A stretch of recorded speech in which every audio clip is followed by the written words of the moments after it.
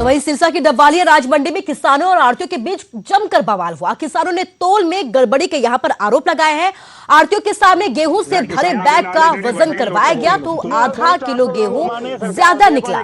नियम के मुताबिक बैग का वजन कम से कम 50 किलोग्राम होना चाहिए था, लेकिन बैग में गेहूं ज्यादा निकला, जिसके बाद सभी खरीद केंद्रों पर हड़कंप की स्थिति बनी हुई है। 600 ग्राम का एक गट्टे दे मगर वध तोलिया जा रहा। किसानों के नाल जिहड़ी वड्डी लुੱਟ हो 400 ग्राम कमाने सरकार दे भावें डबल दी टीम जदों अनाज मंडी डबल दे विच पहुंच के कुछ गट्टियां दे तोल चैक करे गए शंका होण ते ਤਾਂ ਉਹਨਾਂ ਦੇ ਤੋਲ 300-400 ਗ੍ਰਾਮ ਤੋਂ ਲੈ ਕੇ ਹਾਈਐਸਟ 700 ਗ੍ਰਾਮ ਤੱਕ ਜਿਹੜੇ ਵੱਧ ਪਾਏ ਗਏ।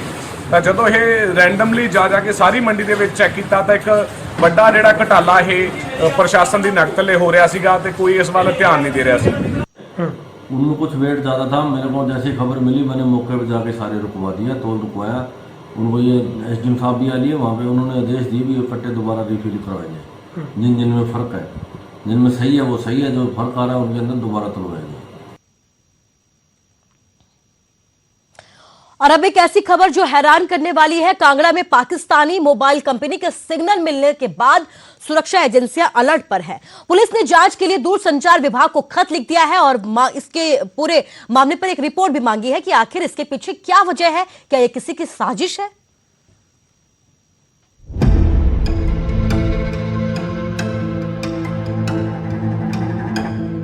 हिमाचल की जिन ऊंची चोटियों और हसीन वादियों में देश की किसी भी टेलीकॉम कंपनी के नेटवर्क मिलना तक मुश्किल हो, वहीं इस बार पाकिस्तानी मोबाइल कंपनी के सिग्नल मोबाइल पर आ रहे हैं, जिसके बाद सुरक्षा एजेंसियां भी मुस्तैद हो गईं। कांगड़ा की मशहूर करेरी झील ट्रैक से लौटे सैलानियों ने इस बारे में धर्मशाला में पुलिस को जानकारी दी।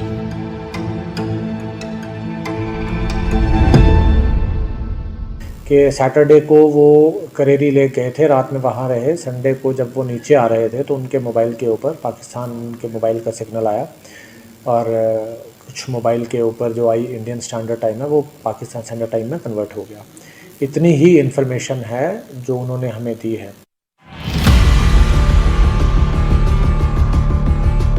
सुरक्षा के लिहाज से मसला बेहद संवेदनशील है, क्योंकि जिन इलाकों में अपने मोबाइल नेटवर्क का नामो निशान तक नहीं है, वहीं पर पड़ोसी मुल्क के सिग्नल मिल रहे हैं। इसलिए पुलिस ने भी दूरसंचार विभाग को खत लिखा, तफ्तीश के लिए कह दिया।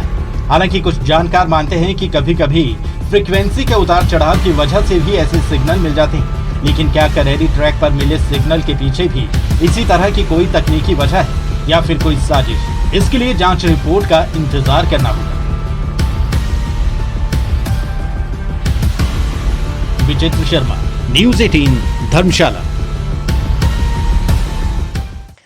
और अब खबर पानीपत से है, जहां पर एक दिल दहला देने वाला मामला सामने आया है। पानीपत के गांव बहोली में एक पिता ने अपने 3 बच्चों को नहर में फेंक दिया और फिर खुद जहर खाकर आत्महत्या कर दी। दरअसल मृतक अनिल और उसकी पत्नी में आए दिन झगड़ा रहता था, जिससे परेशान होकर अनिल तीनों बच्चों को लेकर घर से निकल गया और बच्चों को दिल्ली पैरेलल नहर में यहां पर फेंक दिया है उसने।